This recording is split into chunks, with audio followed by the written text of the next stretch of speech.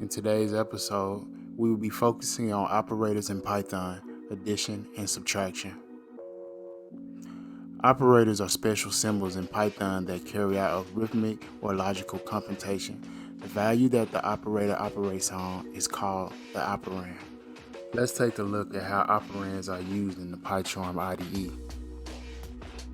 First, we will make a variable with the name variable and equal it to 2 plus 5. We then would use our print method to print out variable. This will give us the value of 7.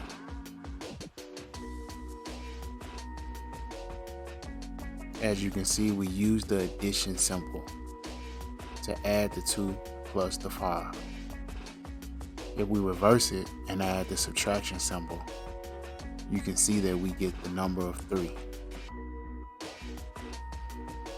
This is how you add and subtract in Python. If you found this video in any way helpful, make sure to follow the PySociety on Twitter and don't forget to like, subscribe, and turn on your notifications.